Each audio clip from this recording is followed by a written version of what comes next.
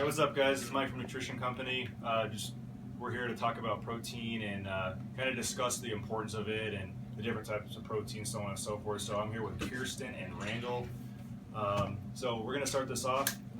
Pretty much one of the most important questions that we ran into is what protein is. So Randall, I'm going to let you take care of this one. Of course, you want me to take care of this? Yeah.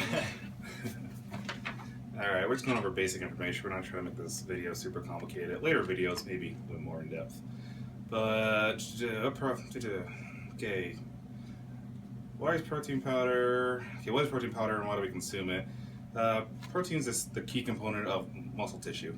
It's pretty much what your body's made out of. To make it simple, if you were building a house, protein would be the lumber you're using to rebuild your house. So that's the importance of it. If I gave you all the guys in the world and I gave you all the tools in the world, but I didn't give you any lumber and I told you to go build me a house, you're not going to get very far. So, in all, that's pretty much the gist of it. So it's what your muscles are made out of, and you need them for detoxing properties. But leave it at that.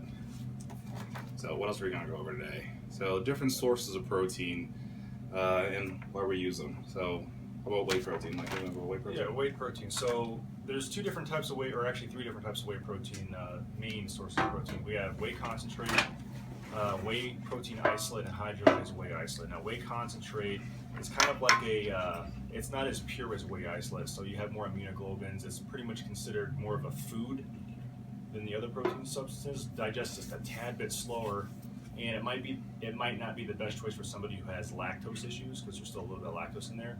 Whey protein isolate typically it's a much pure form of whey protein. It's faster digesting, easier in the stomach, less lactose, less sugar, less carbs, less fat. So if you're looking to stay on the leaner side, that would probably be the best protein to consume. And lastly, we have hydrolyzed whey isolate, which is pretty much whey protein isolate that's been broken down even further, so it digests faster. Virtually no lactose, if any lactose at all, and same thing, pretty much no fat, no carbs, very, very clean source of protein. And if you have a sensitive stomach like I do, then that would be your protein of choice. So yeah, the major difference between whey proteins that it all comes from the same batch. Whey protein concentrate, well, it's different yield. So whey protein concentrate will yield, a low yield will be about 60%. A high yield concentrate will be about 80%. What that means, we're out every 10 grams of whey protein concentrate, you get about 8 grams of protein. Isolates are the same protein, but it's just a higher yield. It's about 90%. And hydrolyzed whey is whey isolate, 90%, 92%, but it's been pre-broken down. That's the, if you want technical differences, that's really the biggest differences. If you're lactose intolerant, just go isolate or hydrolyzed. If you're not lactose intolerant, stick with concentrate. You're going to save money, and it's not any worse than the isolates. If you're picky and you sensitive, iso or better. So that's pretty much the gist of a whey protein. There's two other main protein sources that we come across. Casein. Both whey and casein come from milk protein. Milk protein's about 80% casein and 20% isolate. So that's where you get whey from. It's a byproduct of milk. It's a dairy product.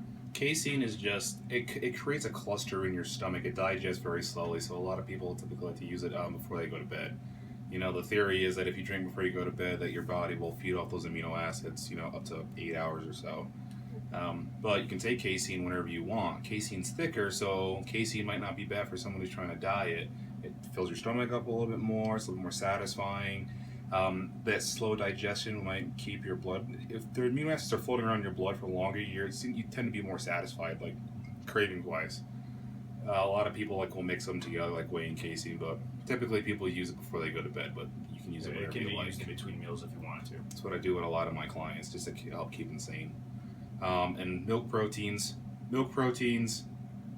isolates, they're fine. It's just a whey and a casein pretty much combo. It's about 80% casein and 20% whey isolate. So, but you get different sources of protein. So that's typically your dairy sources: whey, casein, and milk. Those are all dairy sources. But you get other sources of protein.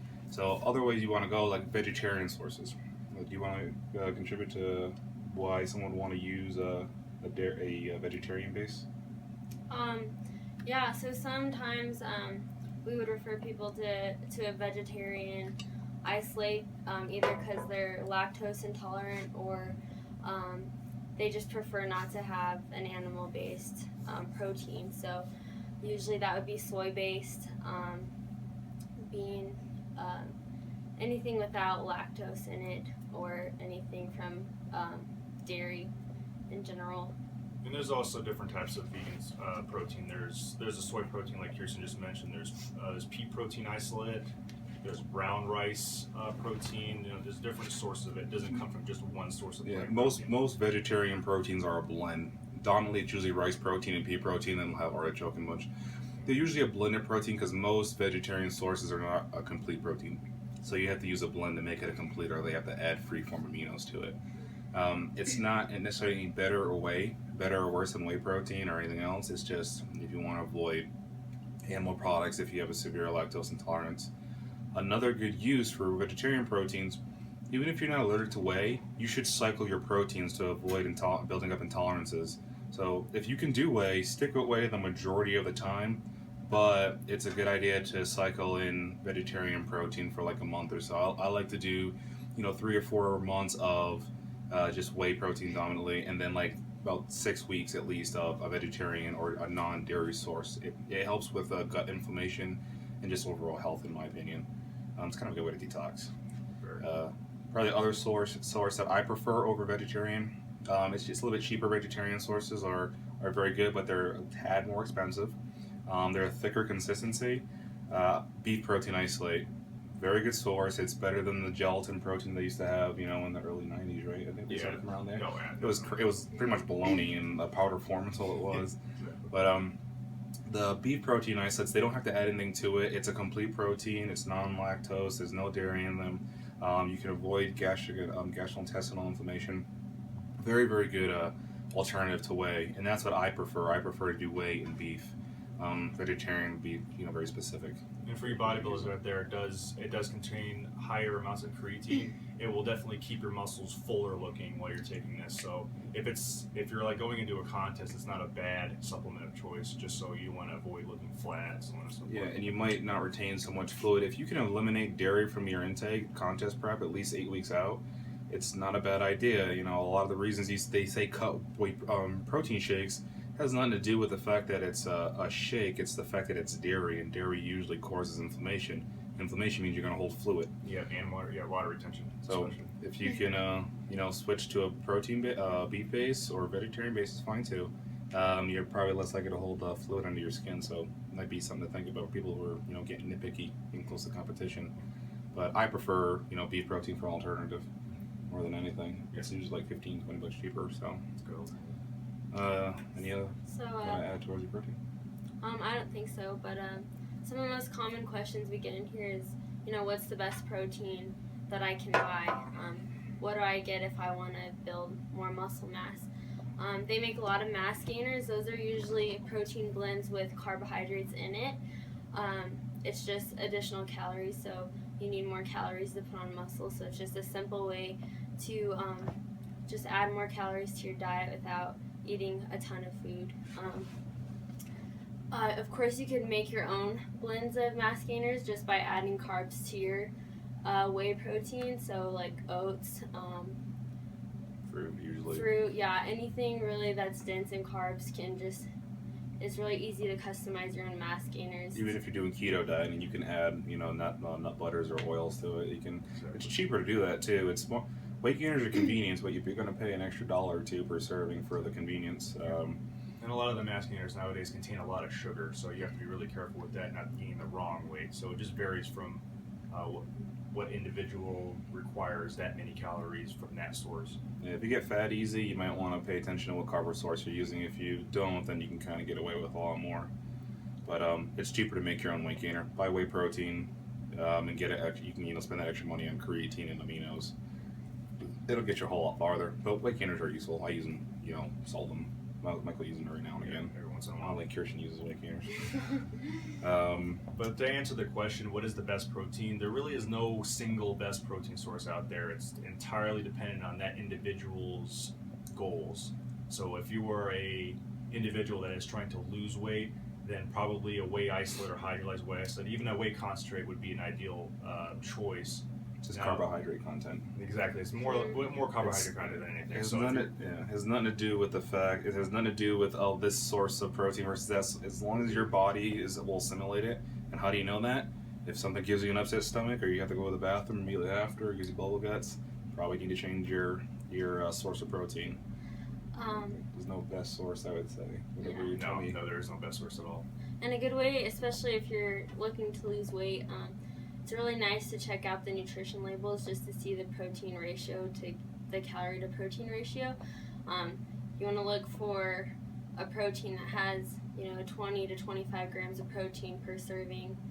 Usually if it's within 100 to 130 calories, you want to look for high protein versus one that might have like 15 grams of protein and more carbs in it. So if you're looking to lose weight and maintain that lean muscle, just look for the high protein to calorie ratio on the nutrition label. And that actually reminds me too, one way to tell that you're getting a good quality protein is to look at how much protein there is in each gram serving. So if you're looking at a 30-gram scoop of protein, but there's only 20 grams of protein in it, then you got to figure what the other 10 grams are. So that's something to take into account as well. It's a big deal. A very big deal. That's really like, what clean versus not. Like, what does that word mean? Everybody says, I want a clean protein. Make sure you get a clean protein. People that tell you that, they don't know what they really mean by that. They can't, to ask them to explain that to you in depth, they really can't. So, and Michael's right on the money. If you get a scoop and it's, 30-gram scoop and it's 27 grams of protein, that's a very clean protein. Yeah. It's just it's dominantly protein powder.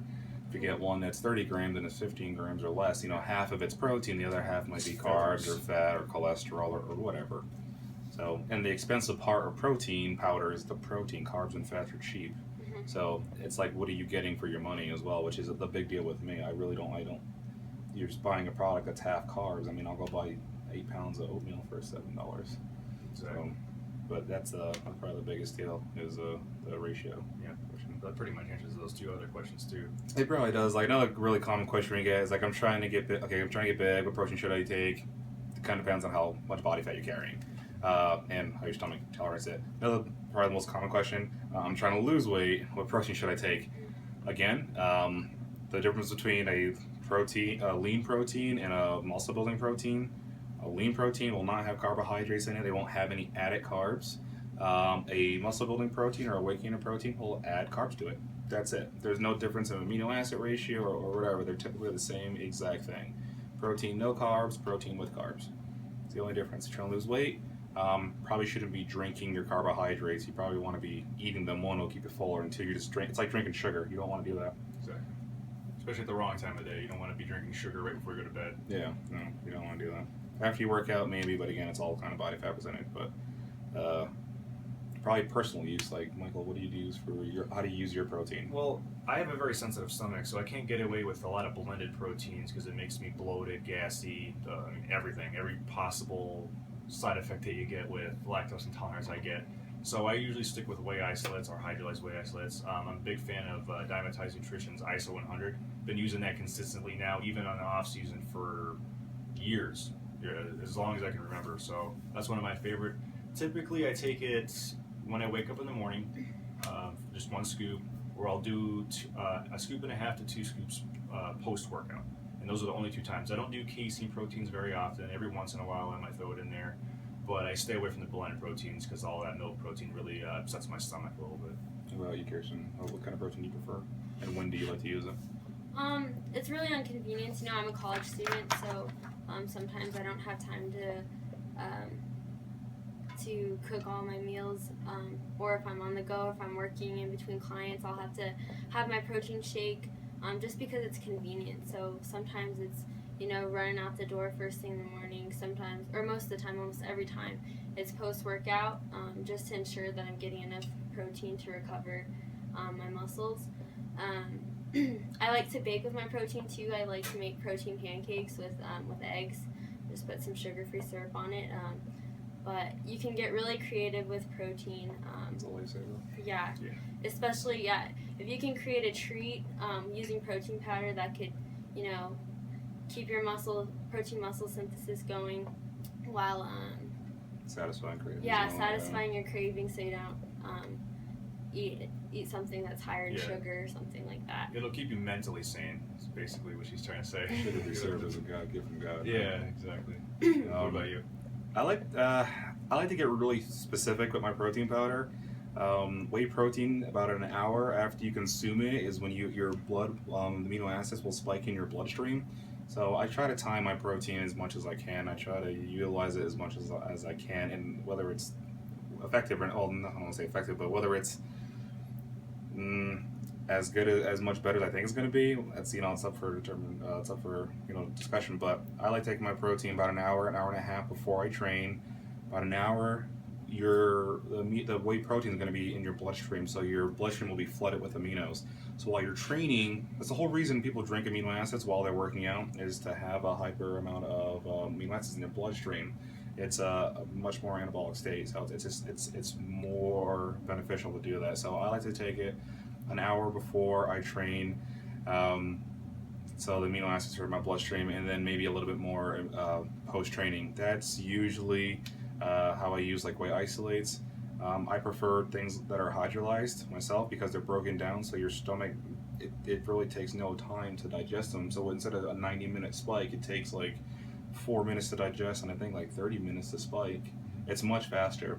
So you can actually drink hydrolyzed whey or hydrolyzed casein like Pepto Pro. It's really expensive, but it doesn't taste very good.